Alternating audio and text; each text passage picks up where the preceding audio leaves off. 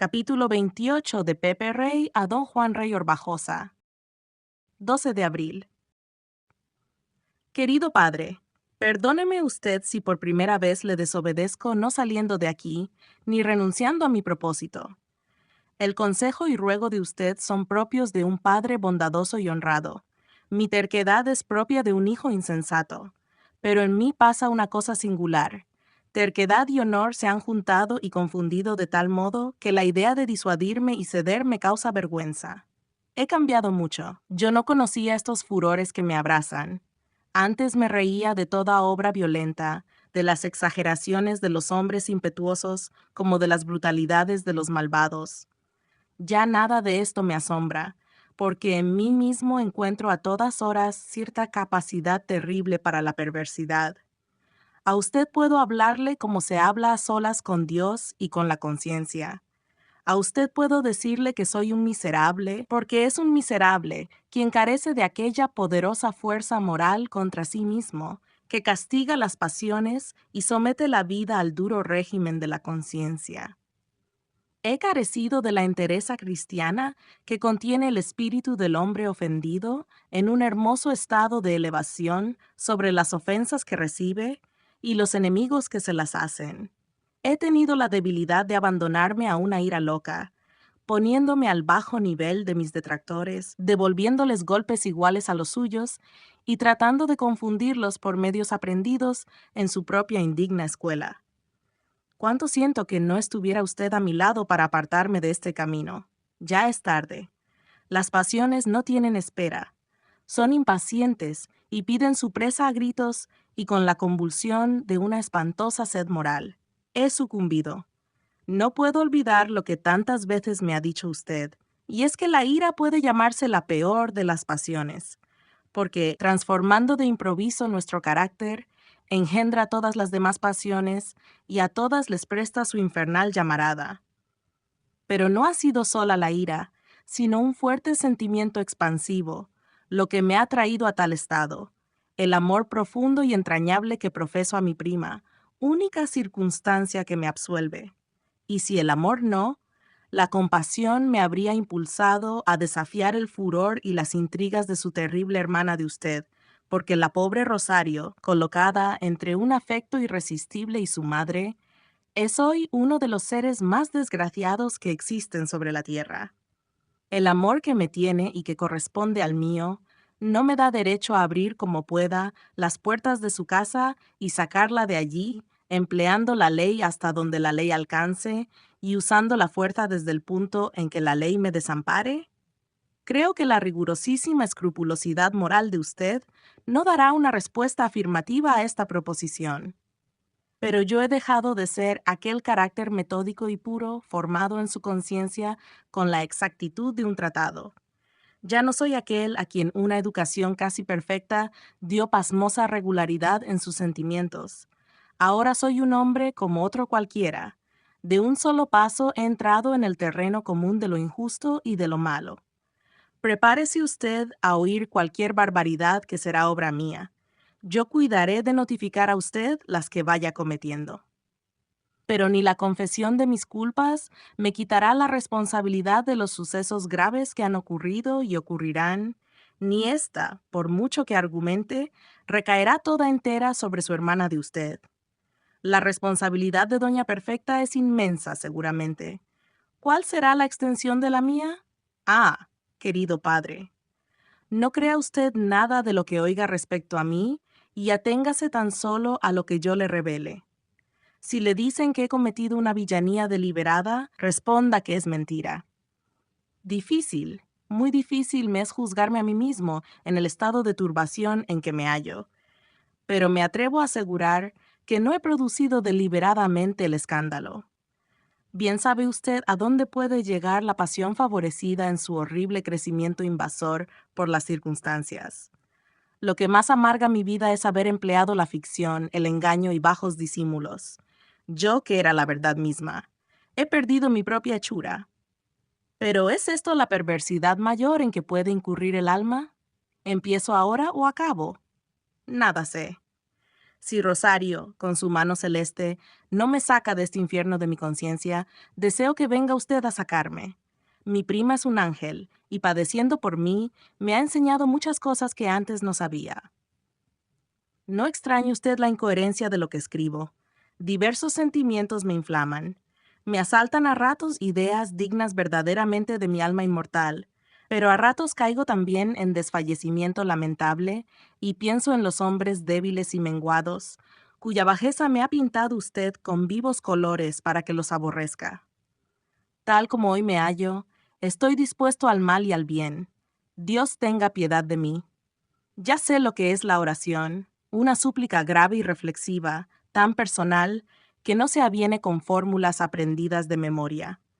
Una expansión del alma que se atreve a extenderse hasta buscar su origen. Lo contrario del remordimiento, que es una contracción de la misma alma, envolviéndose y ocultándose, con la ridícula pretensión de que nadie la vea. Usted me ha enseñado muy buenas cosas, pero ahora estoy en prácticas, como decimos los ingenieros. Hago estudios sobre el terreno, y con esto mis conocimientos se ensanchan y fijan. Se me está figurando ahora que no soy tan malo como yo mismo creo. ¿Será así? Concluyo esta carta a toda prisa. Tengo que enviarla con unos soldados que van hacia la estación de Villa Horrenda, porque no hay que fiarse del correo de esta gente. 14 de abril. Le divertiría a usted, querido padre, si pudiera hacerle comprender cómo piensa la gente de este poblachón.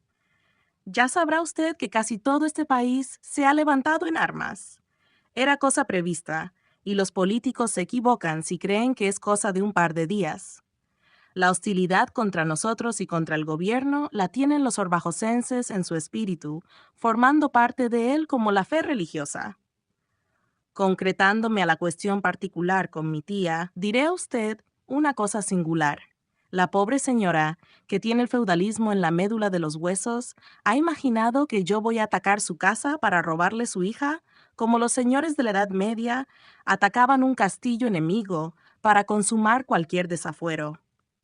No se ría usted, que es verdad. Tales son las ideas de esta gente.